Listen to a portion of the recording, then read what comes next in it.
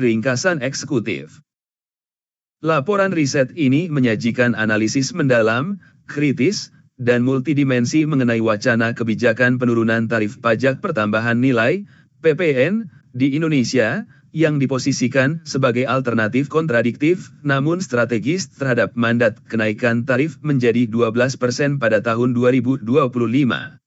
Dokumen ini merupakan sintesis komprehensif yang disusun berdasarkan transkrip diskusi tingkat tinggi antara akademisi Universitas Indonesia dan Asosiasi Pengusaha Indonesia, APindo, serta diperkaya secara ekstensif dengan literatur eksternal, regulasi internasional, teori ekonomi makro, dan data empiris terkini. Di tengah ketidakpastian ekonomi global dan stagnasi pertumbuhan domestik, rencana pemerintah untuk menaikkan tarif PPN menjadi 12% sebagai amanat Undang-Undang Harmonisasi Peraturan Perpajakan, UU HPP, menghadapi resistensi teoretis dan praktis yang signifikan. Analisis ini menyoroti ketegangan fundamental antara kebutuhan negara untuk mengamankan penerimaan jangka pendek, budgetair, demi membiayai defisit fiskal, dan kebutuhan mendesak untuk menstimulasi permintaan agregat, reguleren, guna mencegah perlambatan ekonomi lebih lanjut.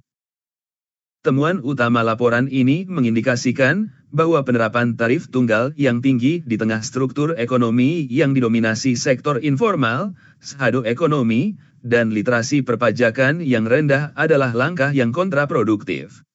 Berdasarkan studi komparatif dengan Vietnam yang sukses menerapkan pemangkasan PPN menjadi 8% untuk memacu pertumbuhan di atas 7%, serta rekonstruksi teori supplicity tax policy dan konsep cost of state levies, laporan ini mengajukan rekomendasi reformasi struktural.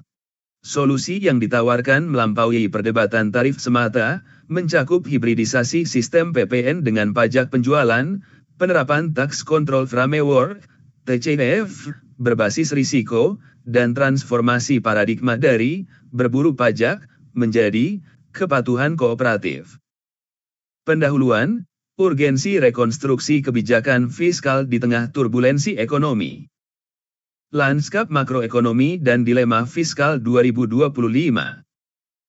Tahun 2025 diproyeksikan menjadi periode transisi yang krusial bagi perekonomian Indonesia. Di satu sisi, pemerintah baru dihadapkan pada mandat konstitusional dan legislatif untuk menyehatkan anggaran pendapatan dan belanja negara, APBN, pasca pandemi. Undang-Undang Nomor 7 Tahun 2021 tentang Harmonisasi Peraturan Perpajakan, UU HPP, secara eksplisit mengamanatkan kenaikan tarif PPN dari 11% menjadi 12% paling lambat pada 1 Januari 2025. Kebijakan ini dirancang dengan asumsi dasar bahwa konsolidasi fiskal diperlukan untuk menurunkan defisit anggaran kembali ke tingkat yang lebih konservatif dan menjamin keberlanjutan pembayaran utang negara. Namun, realitas ekonomi yang berkembang menjelang implementasi kebijakan tersebut menunjukkan sinyal-sinyal peringatan yang tidak dapat diabaikan. Ekonomi global sedang mengalami fase perlambatan, global slowdown, yang ditandai dengan revisi proyeksi pertumbuhan oleh Bank Dunia menjadi hanya sekitar 2,5%. Bagi negara berkembang, emerging markets, seperti Indonesia, dampak dari fragmentasi geopolitik, volatilitas harga komoditas, dan kebijakan moneter ketat di negara maju menciptakan tekanan eksternal yang berat. Di tingkat domestik, meskipun pertumbuhan ekonomi tercatat di kisaran 5%, terdapat indikasi pelemahan daya beli masyarakat yang tercermin dari deflasi beruntun pada pertengahan 2024 dan penurunan kinerja sektor manufaktur. Dalam konteks inilah, wacana penurunan tarif PPN muncul bukan sekadar sebagai tuntutan populisme, melainkan sebagai argumen ekonomi rasional untuk menyelamatkan momentum pertumbuhan. Transkrip diskusi yang menjadi basis utama laporan ini mempertemukan dua kutub pemikiran yang saling melengkapi, perspektif pragmatisme dunia usaha yang diwakili oleh APindo dan perspektif teoretis akademis dari Universitas Indonesia. Kedua belah pihak sepakat bahwa kebijakan fiskal tidak boleh beroperasi di ruang hampa, vakum, ia harus responsif terhadap denyut nadi ekonomi real. Tujuan analisis dan metodologi. Laporan ini bertujuan untuk memberikan evaluasi holistik terhadap dampak kenaikan versus penurunan tarif PPN. Analisis ini tidak hanya berhenti pada perhitungan aritmatika penerimaan negara, static scoring, tetapi melangkah lebih jauh ke analisis dinamis, dynamic scoring, yang memperhitungkan perubahan perilaku ekonomi, elastisitas permintaan, dan efek pengganda, multiplier effect. Metodologi yang digunakan menggabungkan analisis kualitatif terhadap argumen para narasumber utama. Ajib Hamdani, Ketua Komite Analis Kebijakan Ekonomi Apindo, dan Prof. Dr. Haula Rosdiana, Guru Besar Perpajakan UI, dengan triangulasi data sekunder. Data ini mencakup regulasi kebijakan pemangkasan PPN di Vietnam, teori ekonomi tentang Laffer Curve dan Supplicity Economics, serta kerangka kerja tata kelola pajak internasional. Pendekatan ini memastikan bahwa setiap kesimpulan yang ditarik memiliki landasan empiris yang kuat dan relevansi kontekstual yang tinggi. Dekonstruksi landasan teoretis, paradigma baru pemajakan konsumsi. Untuk memahami implikasi sistemik dari kebijakan PPN, analisis harus dimulai dari pembedahan filosofis dan teoretis yang mendalam. Wacana yang berkembang dalam materi riset menunjukkan adanya pergeseran paradigma dari pendekatan administratif murni menuju pendekatan yang lebih transformatif dan sosiologis. Karakteristik legal dan ekonomi PPN, antara teori dan realitas. Pajak pertambahan nilai, PPN, adalah jenis pajak tidak langsung atas konsumsi, indirect tax on consumption. Prof. Haula Rosdiana dalam paparannya menekankan pentingnya memahami legal karakter dari PPN sebelum merumuskan kebijakan tarif. Secara teoritis, PPN memiliki karakteristik sebagai berikut. Generalitas, dikenakan secara luas pada hampir seluruh barang dan jasa, kecuali yang secara spesifik dikecualikan oleh undang-undang. Netralitas, seharusnya tidak mendistorsi keputusan ekonomi produsen karena beban pajak dapat digeser sepenuhnya ke konsumen akhir. Mekanisme pengkreditan, menggunakan metode invoice credit method atau indirect subtraction method, di mana pajak yang dibayar saat pembelian, pajak masukan, dikurangkan dari pajak yang dipungut saat penjualan, pajak keluaran. Namun, realitas implementasi di Indonesia menunjukkan deviasi yang signifikan dari model ideal ini. Indonesia tidak sepenuhnya menerapkan mekanisme kredit murni. Terdapat penggunaan nilai lain sebagai dasar pengenaan pajak, DPP, untuk sektor tertentu, serta batasan pengkreditan yang ketat. Kompleksitas ini seringkali mengaburkan sifat netral PPN. Ketika pajak masukan tidak dapat dikreditkan sepenuhnya oleh pengusaha baik karena aturan administrasi maupun karena transaksi dengan sektor informal, PPN berubah menjadi biaya produksi, cost. Hal ini memicu efek kaskade, cascading effect, atau pajak berganda, yang pada akhirnya melambungkan harga barang di tingkat konsumen melebihi tarif nominal yang ditetapkan. Rekonstruksi teori supplicity tax policy. Pilar teoretis utama yang menjadi pusat perdebatan dalam laporan ini adalah supplicity economics.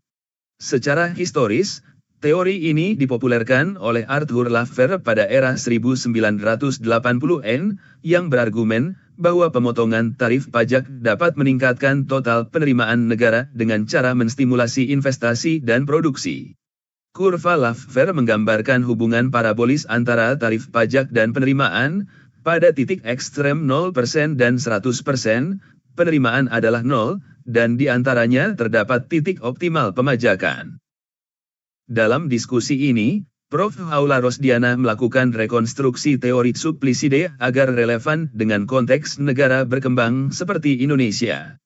Berbeda dengan pendekatan klasik yang fokus pada PPh orang pribadi kaya, supplicity tax policy versi Indonesia difokuskan pada penurunan beban biaya usaha secara menyeluruh.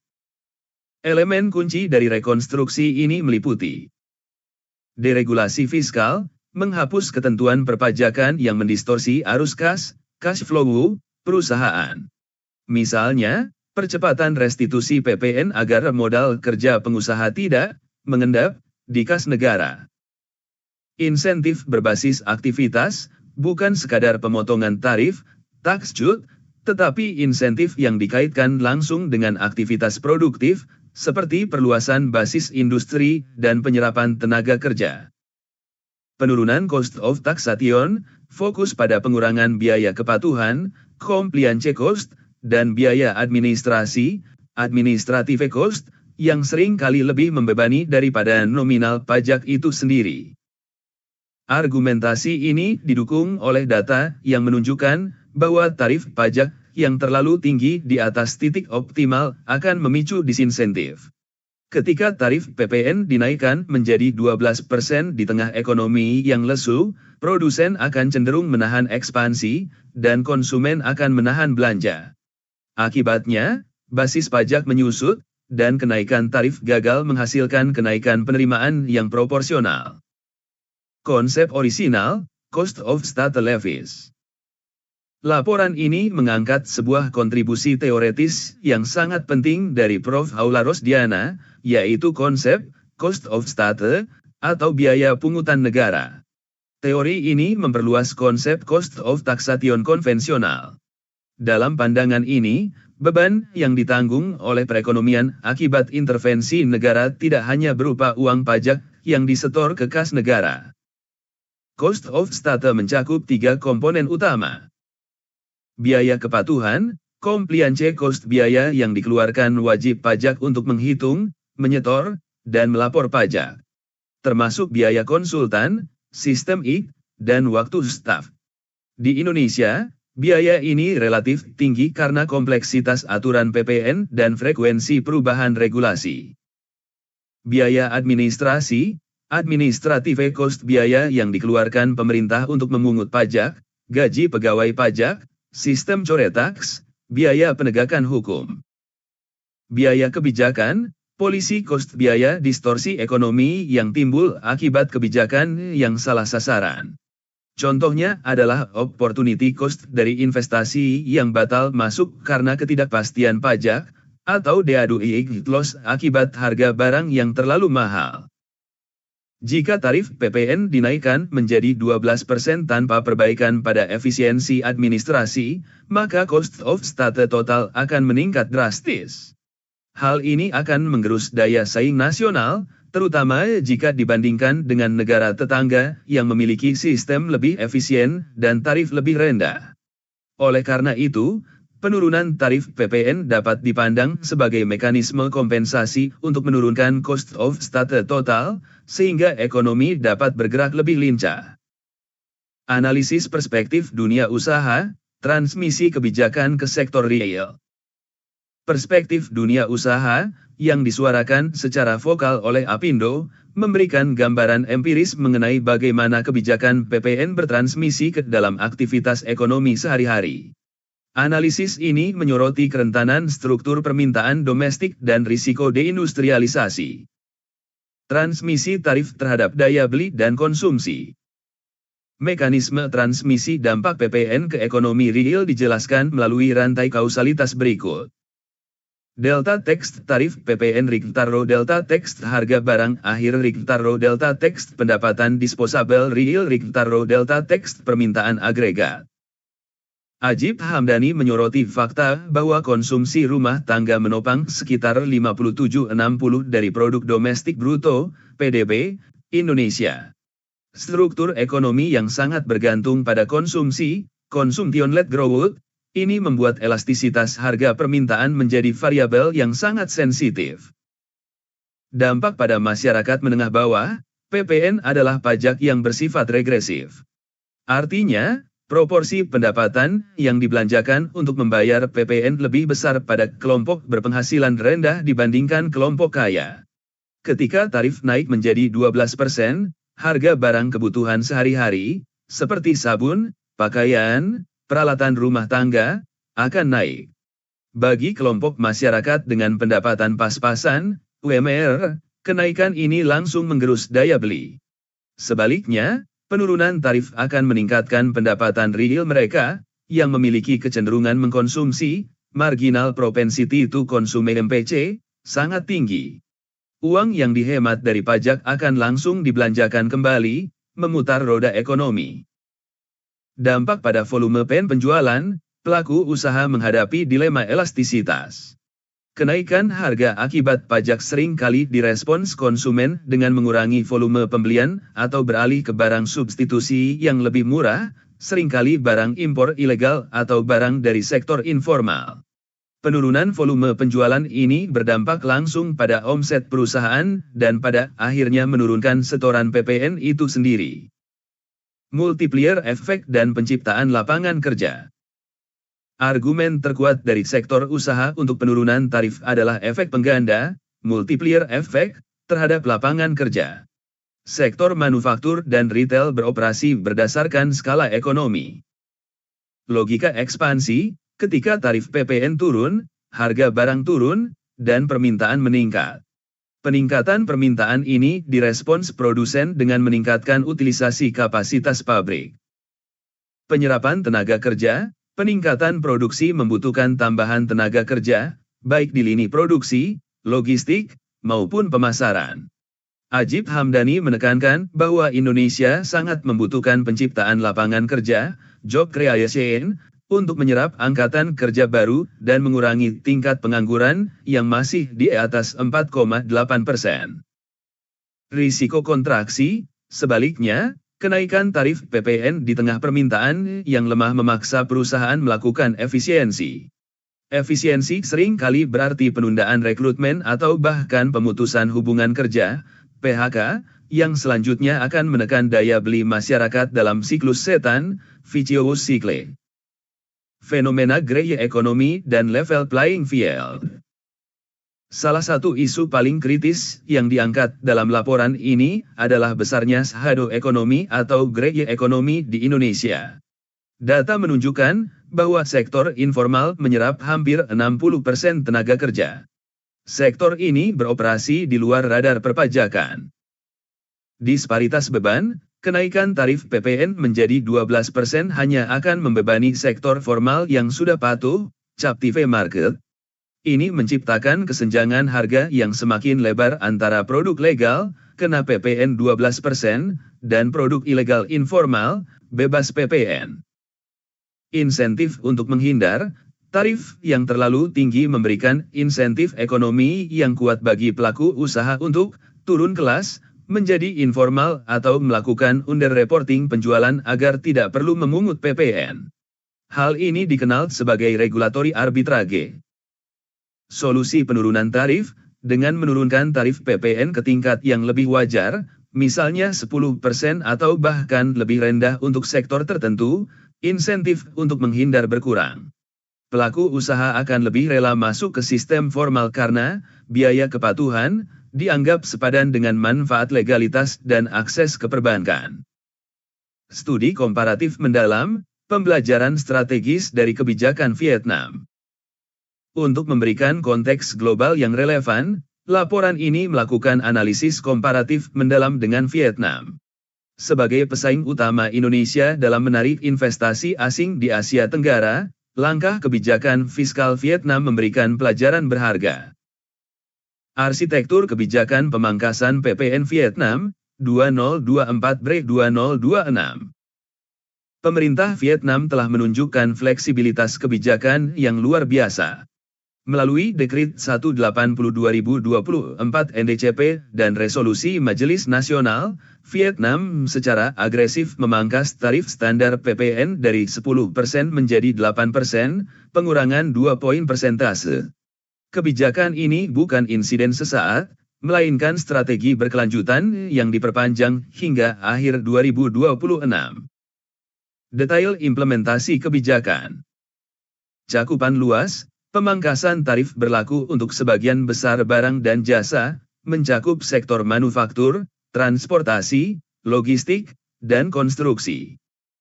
Pengecualian terbatas, hanya sektor-sektor tertentu yang memiliki daya tahan tinggi atau risiko bubble yang dikecualikan, seperti telekomunikasi, keuangan, perbankan, asuransi, real estate, dan pertambangan. Tujuan eksplisit, Dokumen pemerintah Vietnam secara jelas menyatakan tujuan kebijakan ini adalah untuk menstimulasi produksi dan konsumsi domestik, serta mendukung pemulihan bisnis pasca pandemi. Dampak ekonomi dan kalkulasi fiskal. Langkah Vietnam terbukti memberikan stimulus yang kuat bagi perekonomiannya. Pertumbuhan ekonomi, Vietnam menetapkan target pertumbuhan ekonomi yang sangat ambisius sebesar 8% pada tahun 2025, angka yang jauh di atas rata-rata pertumbuhan global maupun regional. Kebijakan pajak yang ekspansif dipandang sebagai motor utama untuk mencapai target ini. Kalkulasi revenue loss, pemerintah Vietnam secara transparan memperkirakan penurunan penerimaan negara, revenue foregone, sebesar VND 121 triliun, sekitar 4,75 miliar dolar Amerika, untuk periode pertengahan 2025 hingga 2026. Logika investasi, Vietnam memandang hilangnya pendapatan ini bukan sebagai kerugian, melainkan sebagai investasi. Dengan membiarkan uang sebesar VND 121 triliun tetap berada di tangan konsumen dan pengusaha, likuiditas ekonomi meningkat. Hal ini diharapkan akan meningkatkan basis pajak PPh badan dan PPh orang pribadi di masa depan akibat lonjakan aktivitas ekonomi. Implikasi geopolitik dan daya saing bagi Indonesia. Perbandingan ini menempatkan Indonesia pada posisi yang sulit. Jika Vietnam memberlakukan tarif PPN 8%, sementara Indonesia menaikkan tarif menjadi 12% pada tahun yang sama, 2025, maka akan tercipta kesenjangan beban pajak konsumsi, tax burden gap, sebesar 4 poin persentase. Indikator Indonesia, Rencana 2025. Vietnam, Kebijakan 2025/2026. Tarif PPN standar 12%. 8%, turun dari 10%. Arah kebijakan kontraktif, kenaikan pajak. Ekspansif, pemangkasan pajak. Target pertumbuhan 5,2%. 8,0%. Fokus utama konsolidasi fiskal, penerimaan. Stimulus ekonomi, pertumbuhan. Daya saing investasi. Risiko biaya hidup produksi naik. Biaya lebih rendah, atraktif bagi FDI. Tabel di atas mengilustrasikan risiko nyata bahwa Indonesia akan kalah kompetitif dalam menarik foreign direct investment, FDI, yang berorientasi pasar domestik maupun ekspor. Investor global akan memperhitungkan struktur biaya total, dan tarif PPN yang tinggi dapat menjadi faktor deteren. Pelajaran dari Vietnam adalah keberanian untuk memprioritaskan fungsi reguleran pajak di atas fungsi budgetair jangka pendek demi memenangkan kompetisi ekonomi jangka panjang. Tantangan struktural dan hambatan kepatuhan di Indonesia. Laporan ini mengidentifikasi bahwa menaikkan tarif PPN di Indonesia tidak semudah membalikkan telapak tangan. Terdapat hambatan struktural yang membuat kenaikan tarif justru berisiko menurunkan rasio pajak, tax ratio, yang sudah rendah. Kompleksitas administrasi dan beban UMKM. Sistem PPN Indonesia yang mengadopsi model kredit invoice method menuntut administrasi yang rapi. Setiap transaksi harus disertai faktur pajak. Bagi korporasi besar, ini adalah rutinitas. Namun bagi UMKM, ini adalah mimpi buruk administratif. Hambatan teknis, banyak UMKM kesulitan menerbitkan faktur pajak elektronik, melakukan rekonsiliasi pajak masukan dan keluaran, serta menghadapi risiko denda administratif jika terlambat lapor. Konsekuensi, akibat kerumitan ini, banyak pengusaha memilih untuk tetap menjadi pengusaha non-PKP atau memecah usaha mereka agar omsetnya terlihat di bawah 4,8 miliar rupiah, batas PKP. Kenaikan tarif PPN menjadi 12% akan semakin memperbesar disinsentif bagi UMKM untuk naik kelas menjadi PKP. Rendahnya literasi perpajakan. Ajib Hamdani memberikan wawasan lapangan yang krusial. tingkat literasi pajak pengusaha Indonesia masih rendah. Banyak pengusaha, bahkan yang memiliki omset puluhan miliar, tidak memahami konsep dasar perpajakan secara utuh. Mereka sering kali menganggap uang yang masuk ke rekening adalah milik mereka sepenuhnya, lupa bahwa di dalamnya ada unsur PPN yang harus disetor. Kepatuhan semu, dalam kondisi literasi rendah, kepatuhan yang terjadi sering kali bukan karena kesadaran, voluntary compliance, melainkan karena keterpaksaan atau ketakutan, enforced compliance. Risiko non-compliance, kenaikan tarif tanpa disertai edukasi masif hanya akan meningkatkan resistensi. Pengusaha yang merasa terbebani dan tidak paham akan cenderung mencari jalan pintas untuk menghindari pajak. Mitos tax ratio dan saldo ekonomi. Indonesia memiliki rasio pajak terhadap PDB yang stagnan di kisaran 10%. Banyak pihak menyalahkan rendahnya tarif sebagai penyebabnya. Namun, analisis tax gap menunjukkan bahwa masalah utamanya adalah basis pajak yang bocor. Sektor tak tersentuh, dengan 60% ekonomi bersifat informal, menaikkan tarif pada 40% sektor formal adalah strategi yang tidak adil dan tidak efektif. Ini seperti memeras spons yang sudah kering, sementara spons basah di sebelahnya, sektor informal, dibiarkan. Potensi yang hilang, jika pemerintah fokus pada ekstensifikasi ke sektor informal, misalnya dengan mendata transaksi digital dan rantai pasok, potensi penerimaannya jauh lebih besar daripada sekadar menaikkan tarif 1% pada basis yang sama. Solusi inovatif dan rekomendasi kebijakan, jalan tengah yang transformatif. Berdasarkan sintesis masalah dan teori di atas, laporan ini menyajikan serangkaian solusi inovatif yang diusulkan oleh para ahli dalam diskusi. Solusi ini menawarkan jalan tengah untuk menyeimbangkan kebutuhan penerimaan dan pertumbuhan. Hibridisasi sistem PPN dan pajak penjualan. Prof. Haula Rosdiana mengajukan usulan terobosan, hibridisasi sistem perpajakan. Usulan ini mengakui bahwa satu ukuran tidak cocok untuk semua, one size does not fit all. Mekanisme, sistem ini mengusulkan pemisahan perlakuan. Tier 1, korporasi B2B tetap menggunakan PPN dengan mekanisme kredit penuh, 12% atau 11%. Ini menjaga integritas rantai pasok dan kontrol silang.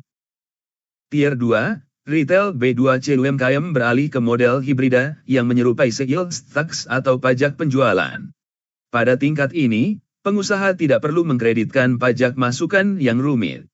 Mereka cukup memungut tarif final yang lebih rendah, misalnya 1%, 2%, atau 5% dari omset penjualan.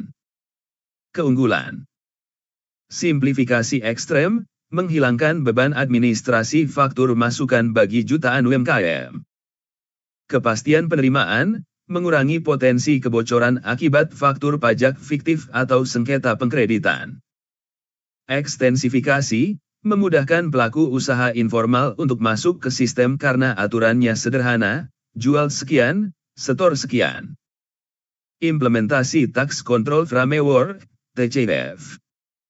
Untuk membangun kepercayaan, trust, yang telah tergerus, laporan ini mendesak penerapan Tax Control Framework, TCF, secara nasional. Konsep dasar, TCF adalah kerangka kerja pengendalian internal yang diintegrasikan ke dalam sistem manajemen perusahaan untuk mengelola risiko pajak. Kolaborasi strategis, UI, DJP, dan Pertamina telah mengembangkan prototipe TCF Indonesia. Ini adalah langkah maju yang harus diakselerasi. Manfaat kepatuhan kooperatif, wajib pajak yang menerapkan TCF dan terbukti transparan harus diberikan status kepatuhan kooperatif.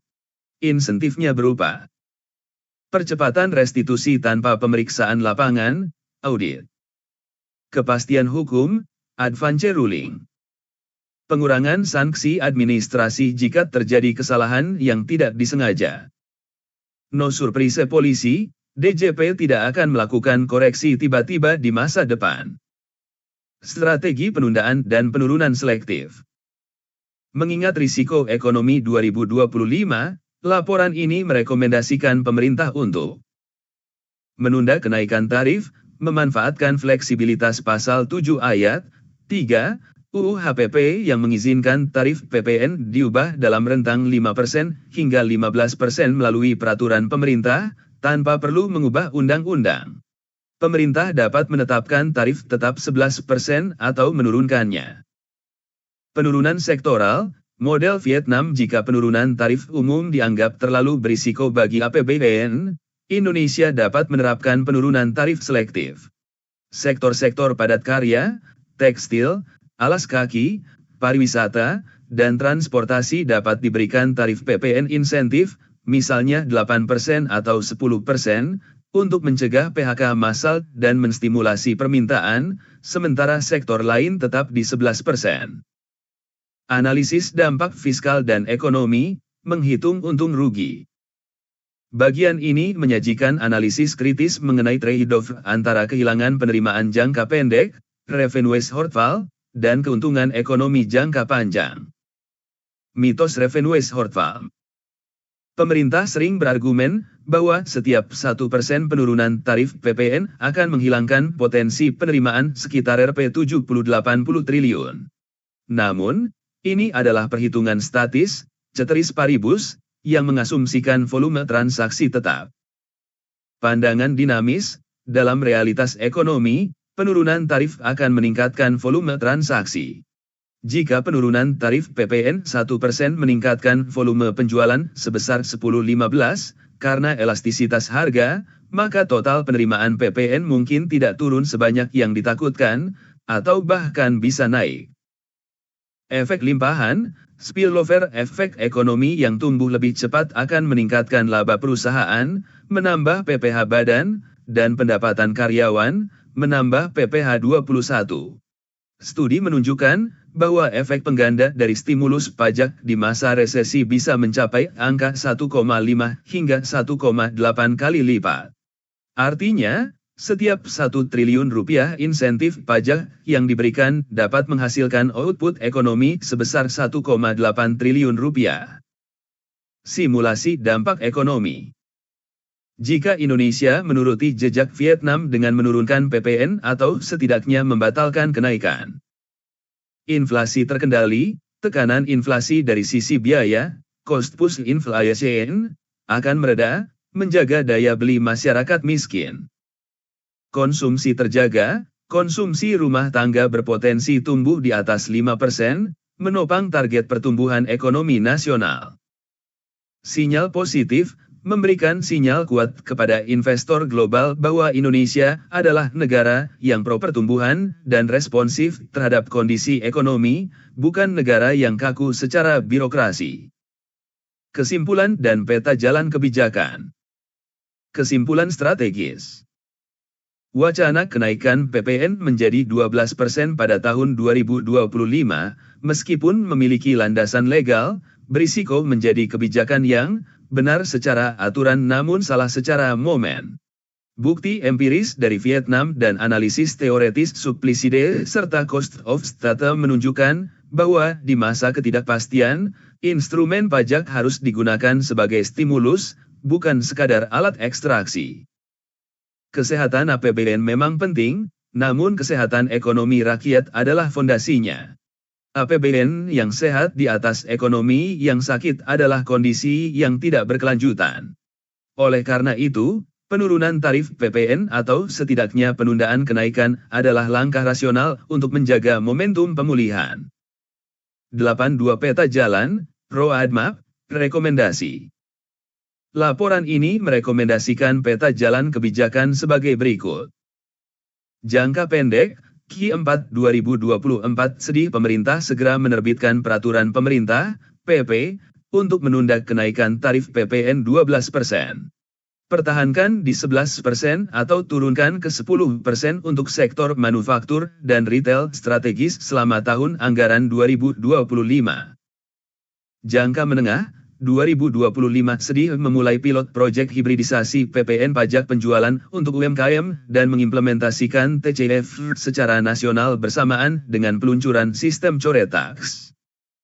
Jangka panjang, 2026-2029 sedih melakukan reformasi total UU PPN untuk menyederhanakan sistem, memperluas basis ke ekonomi digital dan informal, serta menetapkan tarif tunggal yang kompetitif secara regional, misalnya 10%, secara permanen. Dengan langkah-langkah ini, Indonesia tidak hanya akan selamat dari ancaman perlambatan ekonomi 2025, tetapi juga meletakkan dasar yang kuat bagi sistem perpajakan yang lebih adil, efisien, dan berkelanjutan menuju visi Indonesia Emas 2045.